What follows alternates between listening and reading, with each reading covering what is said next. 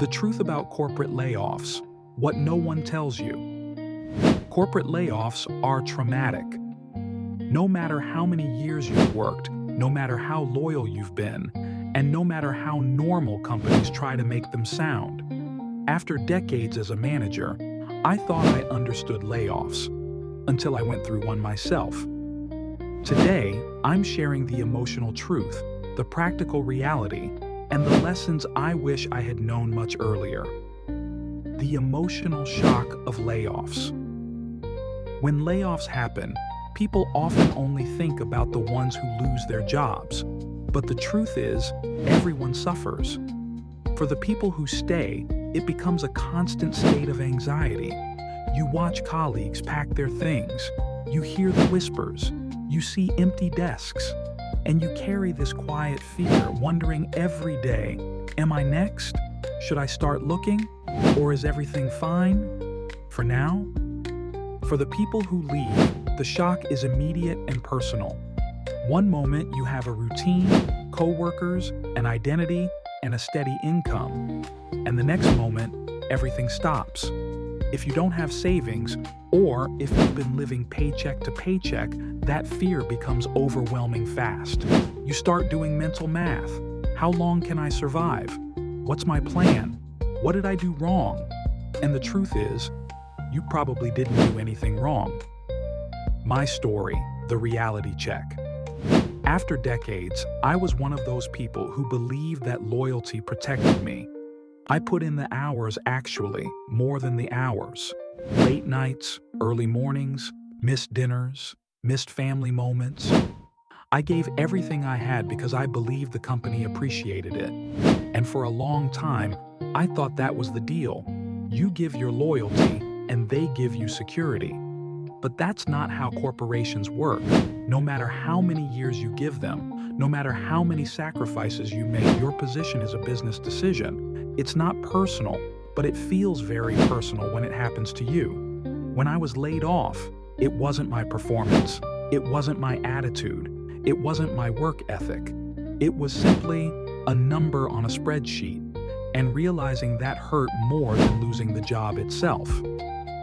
The lesson I wish I learned earlier. If I could go back 20 or 30 years, there's one thing I would tell myself. Find balance. Work hard. Yes. Build your career. Absolutely. But don't sacrifice your family, your health, or your peace of mind thinking it guarantees anything. Because at the end of the day, companies will always do what benefits them, not you. Your family remembers your absence. Your kids remember when you weren't there. Your health remembers the stress. But the company? It moves on the next day. Work is important. Achievement matters. But it should never come at the cost of the things you can't replace.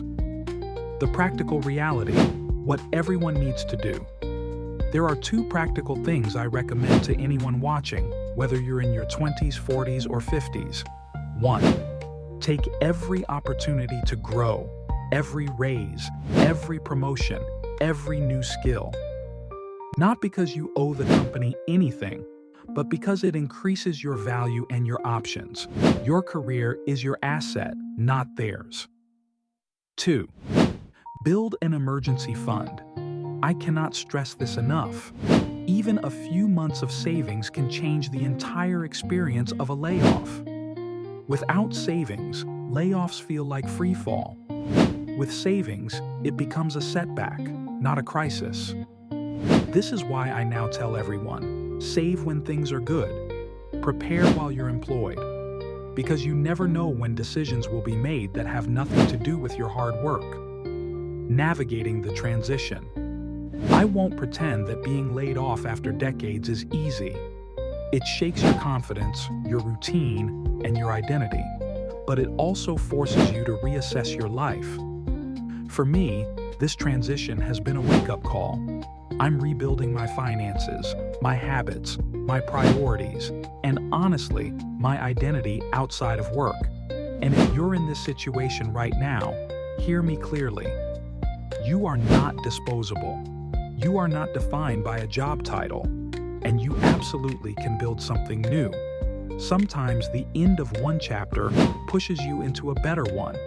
If this helped you, or if you're going through something similar, you're not alone. Subscribe for more honest conversations about personal finance, career realities, life after 50, and rebuilding your future with confidence. You deserve stability, balance, and a life that values you, not just your output.